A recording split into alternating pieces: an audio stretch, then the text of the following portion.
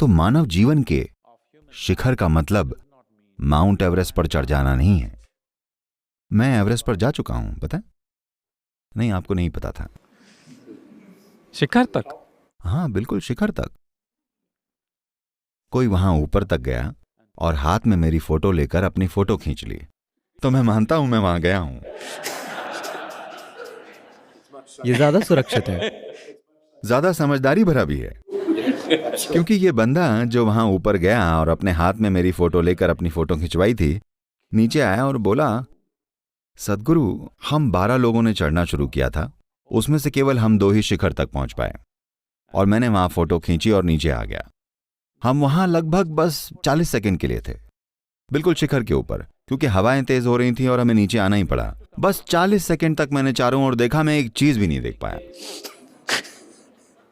और मैं नीचे आ गया। अब मैं सोचता हूं मैंने ये किया ही क्यों? क्योंकि आप कष्ट के शिखर को जानना चाहते थे। ये कोई मामूली शारीरिक चुनौती नहीं थी। एवरेस्ट पर चढ़ना कोई मामूली शारीरिक चुनौती नहीं है। मैं ये नहीं कह रहा हूं कि आपको इसे नहीं चढ़ना चाहिए, मैं बस इतना कह रहा हूं कि शिखर केवल आपके अंदर ही घटित हो सकता है, ये आपके बाहर घटित नहीं होगा। तो जब शिखर और घाटी और तलहटी आपके भीतर ही घटित हो सकते हैं, तो लोग महल में बैठकर भी ऐसे उदास हो सकते हैं जैसे वो अपने जीवन के गर्त में हो, है ना? हेलो? तो उसी तरह यह भी संभव है कि आप किसी गली में बैठकर शिखर पर हों। मैं आपको एक छोटी सी कहानी सुनाऊं? एक साधु थे, साधु यानी एक भिक्षु। भारत में हमारे यहां फुल टाइम आध्यात्मिक लोग होते हैं, ठीक है? मुझे लगता है दुनिया में कहीं नहीं होते या बहुत कम होते हैं, पर यहां हमारे यहां बहुत हैं। तो ये साधु शाम को रात भर के लिए एक छोटे से कस्बे के बाहर एक पेड़ के नीचे ठहरे हुए थे, और एक आदमी आया, उसने साधु को देखा और बोला, वो हीरा कहाँ है, वो हीरा कहाँ है, मुझे वो हीरा दे दीजिए। साधु ने उसकी ओर देखा और बोले, कौन सा हीरा?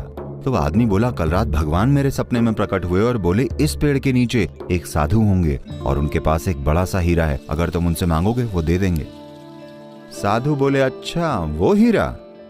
और उन्होंने झोले में अपना हाथ डाला और इंसान की खोपड़ी के बराबर का एक हीरा बाहर निकाला, इतना बड़ा, और उसको दे दिया। इस आदमी ने इसे लिया, कपड़ों में छुपाया और घर की ओर भागा। घर जाते समय वो इससे जूझ रहा था, किसको बताऊं किसको ना बताऊं, क्या होगा अगर किसी को पता चल गया तो वो उसे मार डालेंगे और हीरा ले लेंगे। घर पहुंचते पहुंचते वो वाकई घबरा चुका था। वो घर पहुंचा, उसने अपनी पत्नी को देखा, हे भगवान, इससे तो एक बात नहीं छिपती, इसको नहीं बता सकता। तो वो सीधा बिस्तर पर गया, उसे तकिए के नीचे रखा और उसी पर सो गया। तो उसकी पत्नी आई और बोली, तुम यहां ऐसे कैसे पड़े हो, आओ खाना खाएं। उसने कहा, नहीं नहीं, मुझे भूख नहीं है, क्योंकि वो उस हीरो को एक पल के लिए भी नहीं छोड़ना चाहता था। पत्नी को लगा इसकी तबीयत ठीक नहीं है और वो चली गई, पर वो पूरी रात नहीं सो सका। एक चीज तो ये कि उसे चिंता थी कि इस हीरे के साथ क्या किया जाए, दूसरी बात यह कि तकिए के नीचे इतना बड़ा पत्थर रखकर आप सो नहीं सकते। वो पूरी रात संघर्ष करता रहा, क्या करूं क्या करूं क्या करूं। सुबह 4 बजे तक वो पूरी तरह बौखला चुका था। तब वो साधु के पास गया। उसने कहा, कल मैं आया था और आपसे ये हीरा मांगा था, मेरा परिचय जाने बिना ही आपने मुझे इतना बड़ा हीरा यूं ही दे दिया। ये दुनिया की सबसे कीमती चीज है, आपने बस ऐसे ही दे दिया।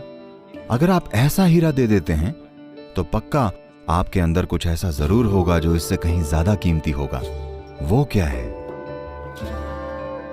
तब साधु ने कहा, अच्छा तो तुम्हें होश आ गया, फेंको उस फालतू पत्थर को और आकर यहां बैठो, आओ देखते हैं। ऐसा करने का समय आ गया है।